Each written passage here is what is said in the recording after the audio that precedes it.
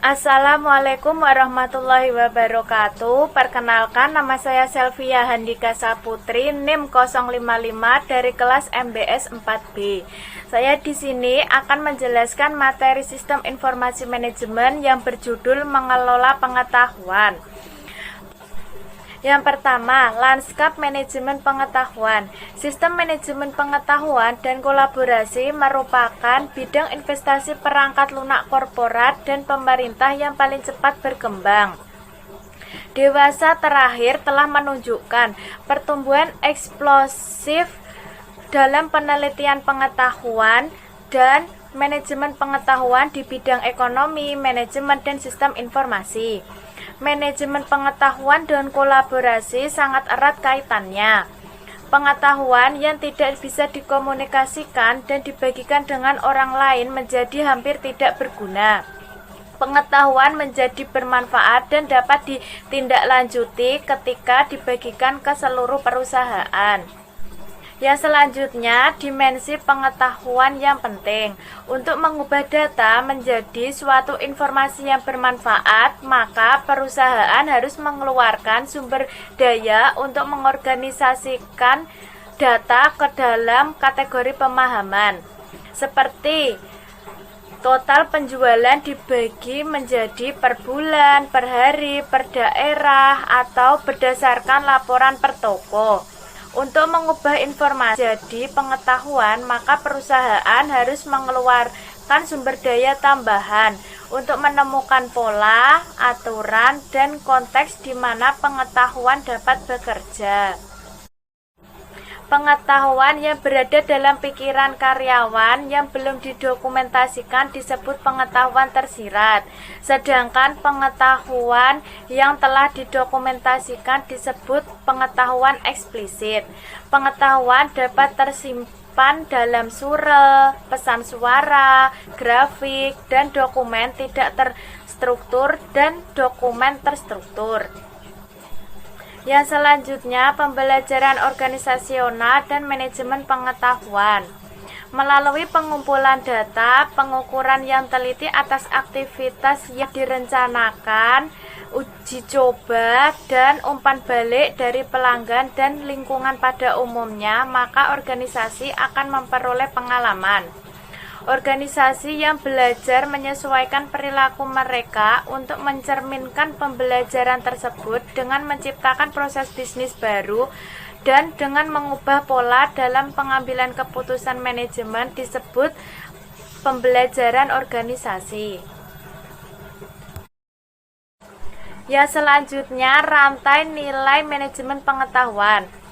Manajemen pengetahuan mengacu pada serangkaian proses bisnis yang dikembangkan dalam suatu organisasi untuk menciptakan, menyimpan, memindahkan, dan menerapkan pengetahuan.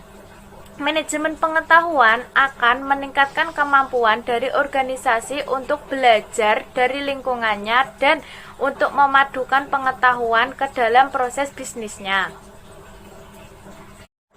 A. Penguasaan pengetahuan. Organisasi dapat memperoleh pengetahuan dengan berbagai cara, bergantung pada tipe pengetahuan yang mereka cari. Sistem manajemen pengetahuan yang pertama, upaya membangun gudang dokumen perusahaan, laporan, presentasi, dan praktek pelaksanaan yang terbaik. Upaya ini telah diperluas hingga mencakup dokumen-dokumen yang tidak terstruktur, misalnya surel. B. Penyimpanan pengetahuan. Penyimpanan pengetahuan umumnya melibatkan pembuatan database. Sistem manajemen dokumen yang dibuat dalam bentuk digital, indeks, dan memberikan label pada dokumen yang disesuaikan dengan kerangka kerja yang jelas merupakan database yang besar yang mahir menyimpan kumpulan dokumen. C. Penyebarluasan pengetahuan. Teknologi portal, surel, pesan instan, wiki, alat bantu sosial bisnis, dan mesin pencari telah ditambahkan pada pengaturan yang ada dari alat bantu kolaborasi untuk berbagi kalender, data dokumen, data, dan grafik. Disinilah program pelatihan jaringan informal dan pengalaman manajemen yang dibagikan dapat membantu para manajer agar tetap dapat memfokuskan pelatihan mereka dalam informasi dan pengetahuan yang penting. D. Penerapan pengetahuan. Untuk memberikan tingkat pengambilan atas investasi, maka pengetahuan organisasional harus menjadi suatu bagian yang sistematis dari pengambilan keputusan manajemen dan diletakkan dalam sistem untuk mendukung keputusan.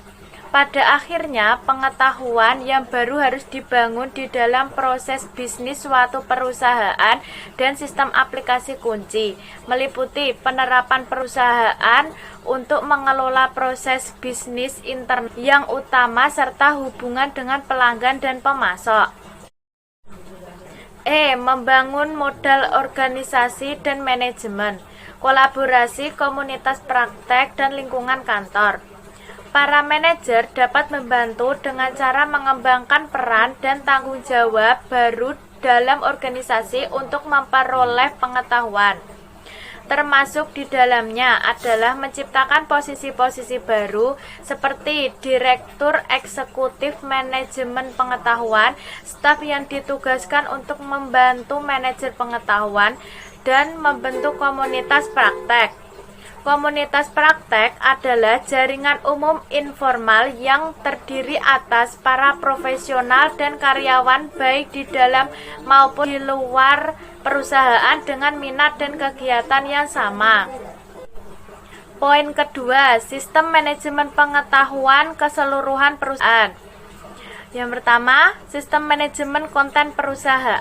Pengetahuan terstruktur merupakan pengetahuan secara eksplisit ada dalam dokumen formal, sama halnya dengan aturan-aturan formal yang diperoleh organisasi dengan mengamati para ahli dan perilaku mereka dalam mengambil keputusan.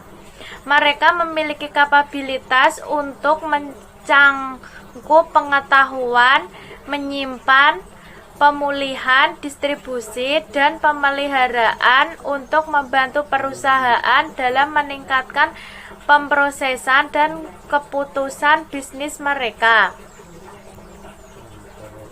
Sistem manajemen konten perusahaan yang utama juga memungkinkan bagi para untuk mengakses sumber eksternal dari informasi seperti kabar berita dan penelitian, dan untuk kasih melalui surel, chat atau pesan info, diskusi, dan konferensi video.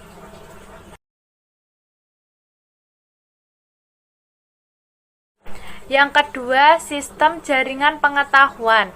Sistem jaringan pengetahuan membahas mengenai permasalahan yang timbul ketika pengetahuan yang tepat tidak dalam bentuk dokumen digital, tetapi sebagai gantinya berada dalam memori para ahli individual dalam perusahaan. Sistem jaringan pengetahuan memberikan online dari para ahli korporat dan profil mereka, dengan perincian mengenai pengalaman kerja mereka, proyek publikasi, dan gelar pendidikan. Yang ketiga, kolaborasi dan alat bantu sosial manajemen pembelajaran. Untuk sumber daya pengetahuan di luar perusahaan, social bookmarking mempermudah untuk mencari dan berbagi informasi dengan memungkinkan bagi para penggunanya untuk menyelamatkan bookmark mereka ke halaman web di situs web publik dan menandai bookmark tersebut dengan kata kunci. Sistem manajemen pembelajaran menyediakan alat bantu bagi manajemen, pengiriman, penelusuran, serta penilaian berbagai macam tipe pembelajaran dan pelatihan bagi karyawan.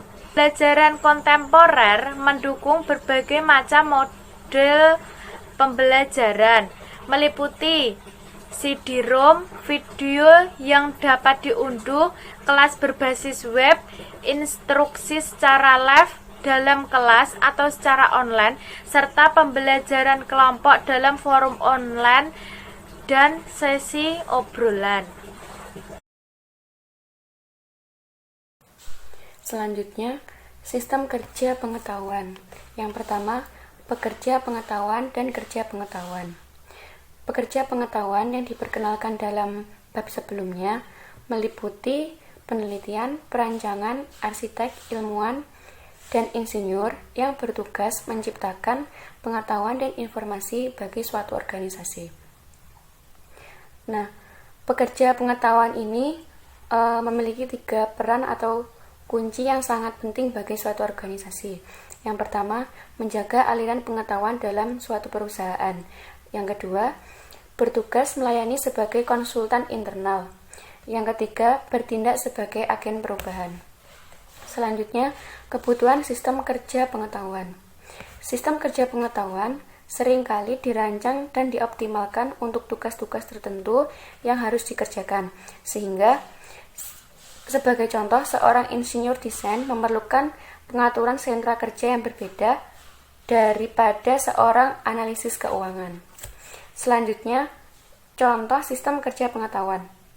Penerapan kerja pengetahuan yang utama meliputi sistem CAD, sistem realitas virtual untuk simulasi dan pemodelan, serta sentra kerja keuangan.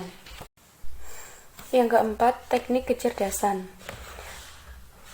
Yang pertama, memperoleh pengetahuan sistem ahli.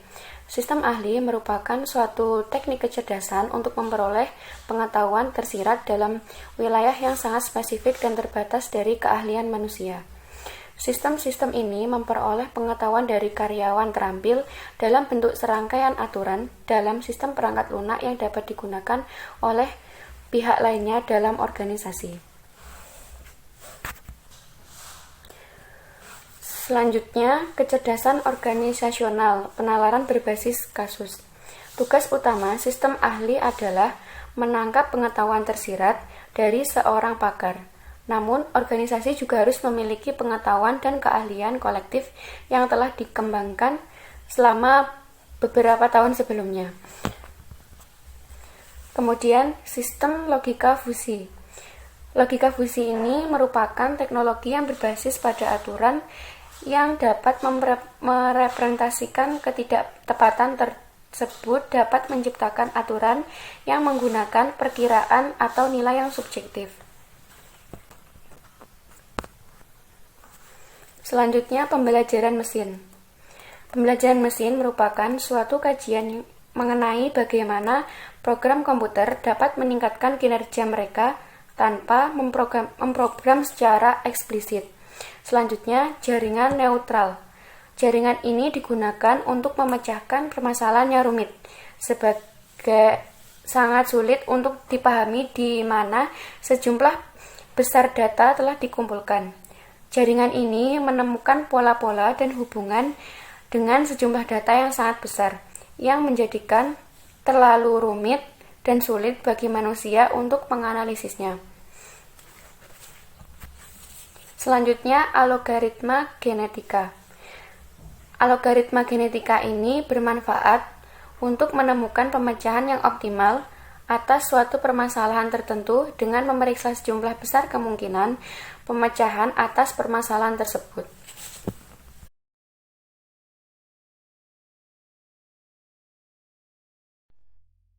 Selanjutnya, bab 12 meningkatkan proses pengambilan keputusan. Pembahasannya pertama yaitu pengambilan keputusan dan sistem informasi. Meliputi A. Nilai bisnis yang meningkatkan pengambilan keputusan. Untuk meningkatkan pengambilan keputusan bagi suatu perusahaan manufaktur, perusahaan telah mengidentifikasi sejumlah keputusan penting di mana investasi sistem baru dapat meningkatkan kualitas pengambilan keputusan.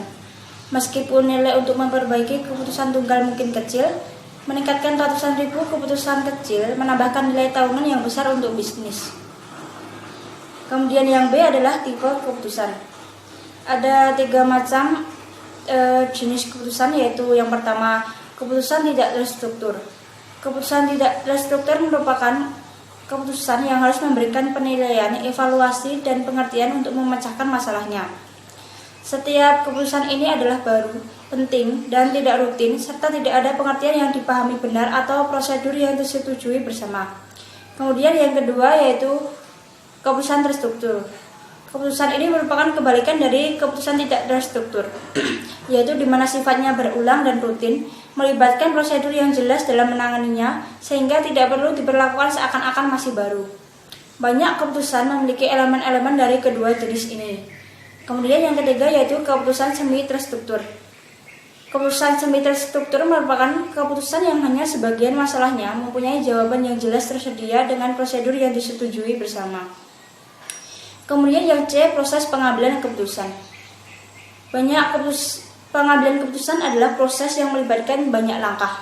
Simon menyatakan ada 4 tahapan berbeda dalam pengambilan keputusan, yaitu kecerdasan yang terdiri atas menemukan, mengidentifikasi, dan memahami masalah yang terjadi, di mana dan akibat apa yang dialami oleh perusahaan.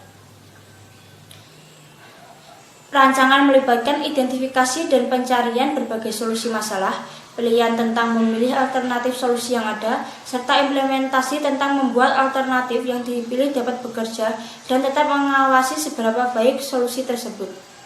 Kemudian yang D yaitu manajer dan pengambilan keputusan di dunia nyata. Manajer memainkan peran penting dalam organisasi. Tanggung jawabnya adalah mengambil keputusan. Membuat laporan, menghadiri rapat, dan sebagainya. Ketika kita dapat melihat bahwa sistem informasi tidak dapat membantu semua peran manajerial, dan dalam peran manajerial di mana sistem informasi dapat membantu mengambil keputusan, investasi dalam teknologi informasi tidak selalu menghasilkan hasil yang positif. Ada 3 alasan utama pengambilan keputusan, yaitu kualitas informasi, penyaringan manajemen, dan budaya organisasi. Kemudian yang terakhir yaitu pengambilan keputusan otomatis kecepatan tinggi. Saat ini, banyak keputusan yang dibuat oleh organisasi tidak dilakukan oleh para manajer ataupun yang lainnya. Kelas keputusan yang sangat terstruktur dan otomatis berkembang pesat. Apa yang membuat pengambilan keputusan berkecepatan tinggi otomatis ini mungkin adalah algoritma komputer yang secara tepat menentukan langkah-langkah yang harus diikuti untuk menghasilkan keputusan, basis data yang sangat besar, prosesor berkecepatan tinggi, dan perangkat lunak yang dioptimalkan untuk tugas tersebut. Dalam situasi ini, manusia, khususnya manajer, dieliminasi dari rantai keputusan karena mereka dianggap terlalu lamban. Ini juga berarti organisasi di daerah ini membuat keputusan lebih cepat daripada yang dapat dipantau atau yang dapat dikendalikan oleh manajer. Ketidakmampuan mengendalikan keputusan otomatis merupakan faktor utama dalam flash crash yang dialami pasar saham. Oke, yang B adalah intelijen bisnis dalam perusahaan. Apa sih yang dimaksud oleh intelijen bisnis itu? Bisnis intelijen adalah istilah yang digunakan oleh vendor, perangkat keras dan perangkat lunak, dan konsultan teknologi informasi untuk mendeskripsikan infrastruktur pergudangan, mengintegrasikan, melaporkan, dan menganalisis data yang berasal dari lingkungan bisnis dan termasuk data besar. Yang kedua adalah lingkungan intelijen bisnis. Ada 6 elemen dalam lingkungan intelijen bisnis. Yang pertama ada data dari lingkungan bisnis. Terus selanjutnya infrastruktur intelijen bisnis. Terus penggunaan dan metode manajerial dan platform pengiriman SIM, DSS, ESS. Dan yang terakhir adalah antar muka pengguna. Oke, yang ketiga adalah intelijen bisnis dan kapabilitas analisis. Ada 6 fungsi analitik yang diberikan sistem BI untuk mencapai tujuan. Yang pertama adalah laporan produksi. Yang kedua adalah laporan parameter. Terus yang ketiga ada dashboard atau kartu skor. Terus ada pembuatan QWERTY atau research report ad hoc. Selanjutnya ada drill down dan perakiraan skenario model. Ini mencakup kemampuan untuk melakukan peramalan linier, analisis skenario bagaimana jika dan menganalisis data menggunakan alat statistik standar. Oke, yang B adalah laporan produksi. Output perangkat BI yang paling banyak digunakan adalah laporan produksi para praket. Tabel tersebut menginstruksi beberapa laporan yang telah ditentukan sebelumnya dari perangkat alat BI milik Oracle. Selanjutnya ada analitis prediktif. Kemampuan analitis bisnis intelligence yang penting adalah kemampuan untuk memodelkan kejadian dan perilaku di masa depan, seperti kemungkinan pelanggan merespon tawaran untuk membeli produk. Yang ketiga, analisis data besar. Banyak pengecer online memiliki kemampuan untuk membuat rekomendasi produk online yang dipersonalisasi ke pengunjung situs web mereka untuk membantu merangsang pembelian dan membimbing keputusan mereka tentang barang dagang apa. Yang terakhir adalah visualisasi data, analitis visual, dan sistem informasi geografis. Dengan menyajikan data dalam bentuk visual, visualisasi data dan alat analisis visual membantu penggunaan melihat pola dan hubungan dalam sejumlah besar data yang sulit dikenali jika data disajikan sebagai daftar teks atau angka tradisional. Yang keempat adalah strategi manajemen untuk mengembangkan kapabilitas BI dan BA. Ada dua strategi yang berbeda untuk mengadopsi kemampuan BI dan BA untuk organisasi. One-stop integrated solution versus beberapa solusi vendor best of breed. Oke, yang ke-C adalah constituencies intelligent business. 1. Dukungan keputusan bagi manajemen operasional dan manajemen menengah. Manajemen operasional dan menengah umumnya dituntut untuk memantau kinerja aspek-aspek utama bisnis, mulai dari downtime mesin di lantai pabrik, hingga penjualan harian atau bahkan per jam di toko makanan waralaba, hingga lalu lintas harian di perusahaan. Oke, yang kedua adalah dukungan keputusan bagi manajemen senior atau balance score dan metode manajemen kinerja perusahaan. Tujuan sistem pendukung eksekutif atau ESS untuk membantu manajer eksekutif tingkat C memusatkan perhatian pada informasi kinerja yang sangat penting yang mempengaruhi keseluruhan profitabilitas dan kesuksesan perusahaan. Kerangka balance score dianggap seimbang atau karena hal ini menyebabkan manajer lebih fokus pada kinerja finansial. Dalam pandangan ini, kinerja keuangan adalah sejarah masa lalu, akibat dari tindakan masa lalu, dan para manajer harus berfokus pada hal-hal yang dapat mereka pengaruhi saat ini, seperti efisiensi proses bisnis, kepuasan pelanggan, dan pelatihan karyawan. Yang ketiga adalah sistem pendukung keputusan kelompok atau GDSS.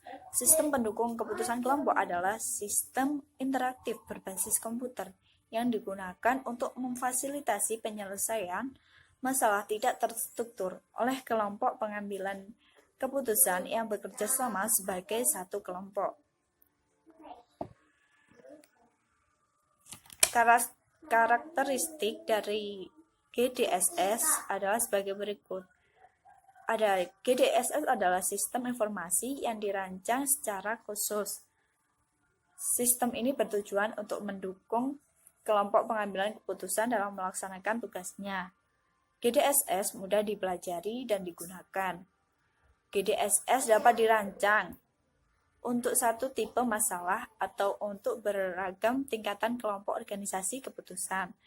GDSS dirancang untuk mendorong aktivitas-aktivitas seperti penghasilan ide, penyelesaian konflik, dan pemberian pendapat.